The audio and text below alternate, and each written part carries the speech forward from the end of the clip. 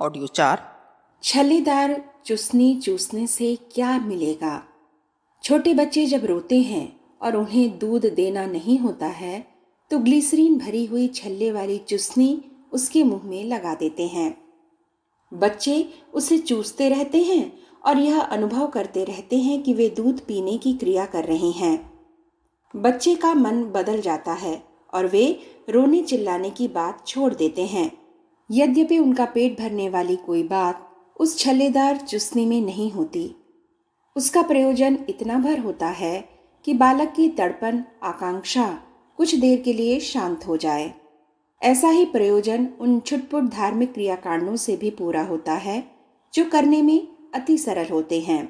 थोड़ा सा समय और थोड़ा सा पैसा खर्च करके जिन्हें कोई भी पूरा कर सकता है।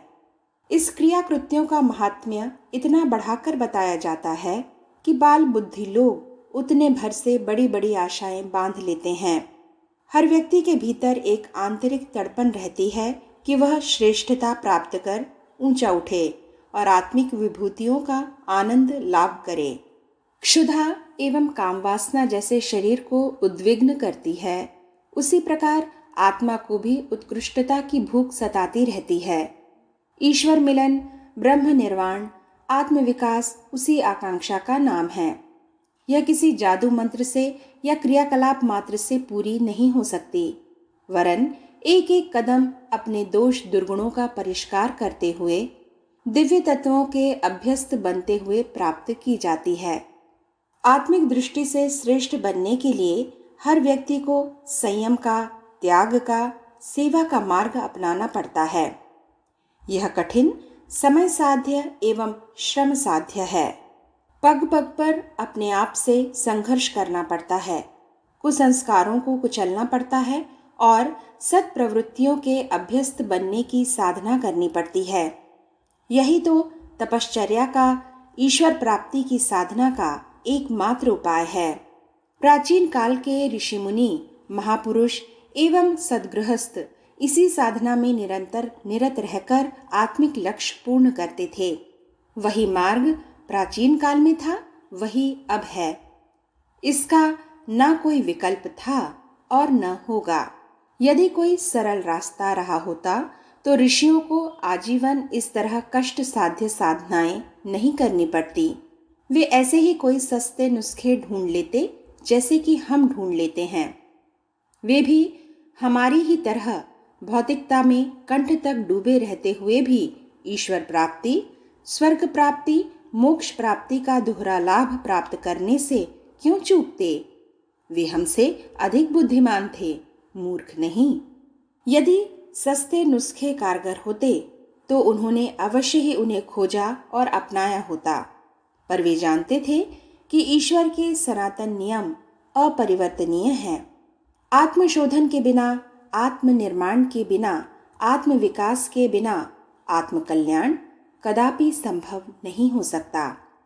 इसी मान्यता के आधार पर प्राचीन भारत का हर छोटा बड़ा नागरिक अपने अपने ढंग से जीवन निर्माण की साधना में संलग्न रहता था, आत्मकल्याण का लक्ष्य प्राप्त करता था।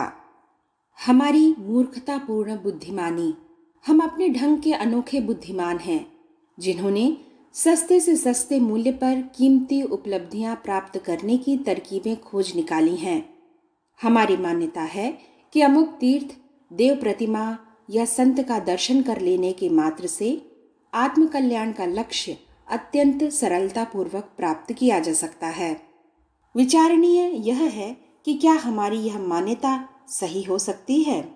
विवेक का एक ही उत्तर हो सकता है, नहीं, कदापि नहीं। काशीवास करने से यदि मनुष्य स्वर्गगामी हुआ करते तो वहां रहने वाले दुष्ट दुराचारियों को भी सद्गति मिल जाती। कर्मफल जैसा कोई सिद्धांत ही शेष न रहता। तब कोई सत्कर्म करने की आवश्यकता भी न समझता। तब ईश्वरीय न्याय एवं व्यवस्था जैसी कोई वस्तु भी इस संसार में न होती। तब पक्षपात की ही आपाधापी का बोलबाला रहता। काशीपति से जिनकी पहचान हो गई, वे उनके गांव में रहने के कारण वही लाभ उठाते जो भ्रष्टाचारी मिनिस्टरों से उनके स्वजन, संबंधी या निकटवर्ती लोग उठाया करते हैं। जब ईश्वर भी वैसा ही करता है, तब मनुष्यों को पक्षपात करने पर दोष कैसे दिया जा सकेगा?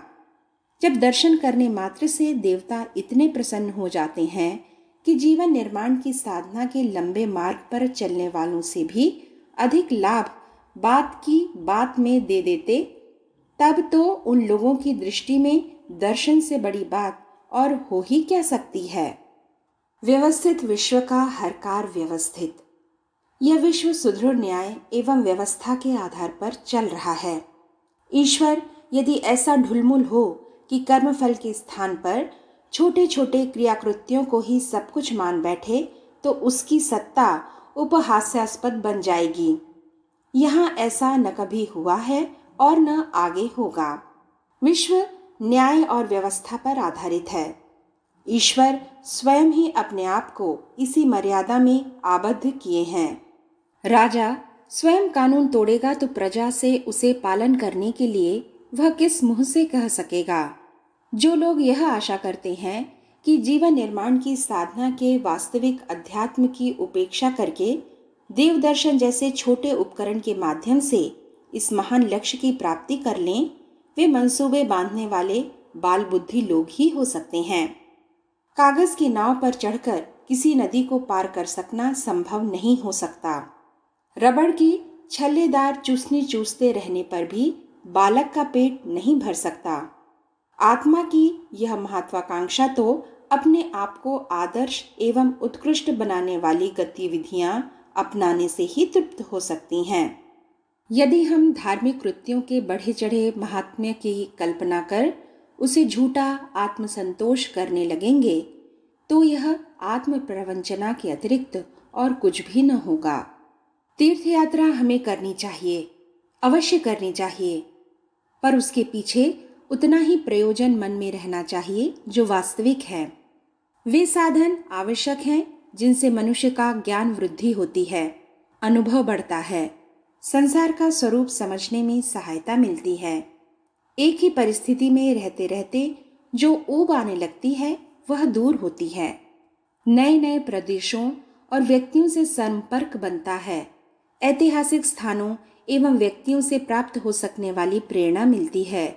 जलवायु बदलती है, आदि अनेक लाभ ऐसे हैं जो महत्वपूर्ण स्थानों की यात्रा करने से मिलते हैं। यात्रा मानव जीवन का महत्वपूर्ण मनोरंजन है। गरीब अमीर उसे अपने अपने ढंग और साधनों के अनुरूप करते हैं और करनी भी चाहिए, जो स्वाभाविक एवं संभव है।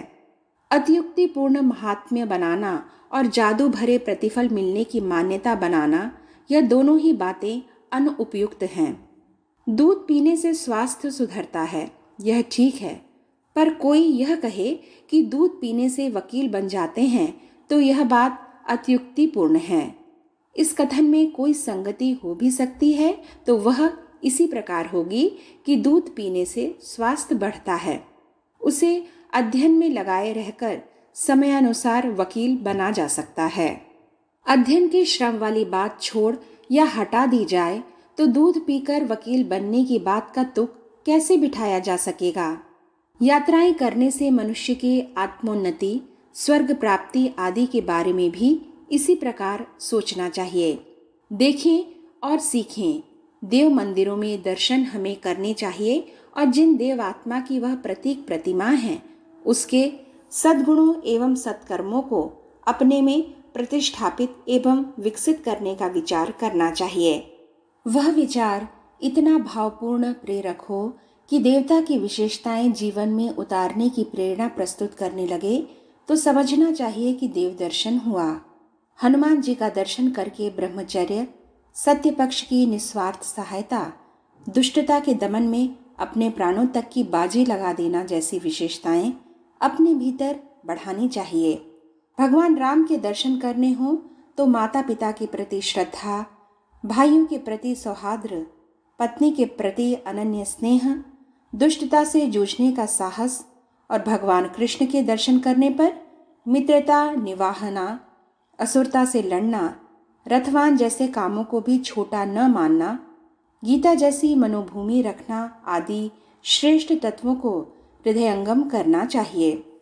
शंकर जी से सहिष्णुता, उदारता, त्याग भावना, सूर्य से तेजस्वी एवं गतिमान रहना, दुर्गा से प्रतिकूलताओं के साथ साहसपूर्वक जूझना, सरस्वती से ज्ञान का अविरत विस्तार करना जैसे गुणों की प्रेरणा प्राप्त की जा सकती है।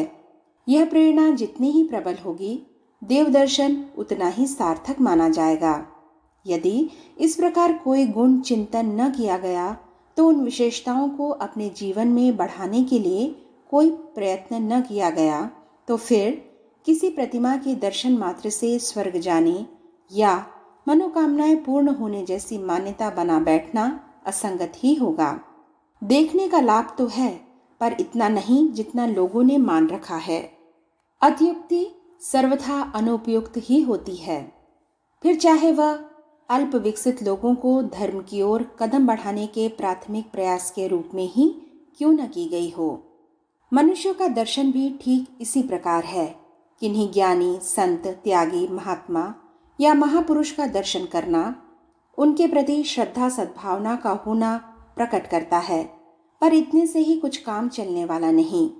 कदम आगे भी बढ़ाना चाहिए। जिनके दर्शन किए गए हैं उनमें यदि कोई उपयुक्त विशेषताएं हैं तो उन्हें ग्रहण करना चाहिए। उनके उच्चादर्शों या सिद्धांतों में से कोई अपने लिए उपयुक्त हो उसे ग्रहण करना या व्यवहार में लाना चाहिए। उनसे आत्मीयता बढ़ाकर प्रगति की दिशा में सहयोग लेना चाहिए। ऐसा करने पर ही वह दर्शन लाभदायक होगा।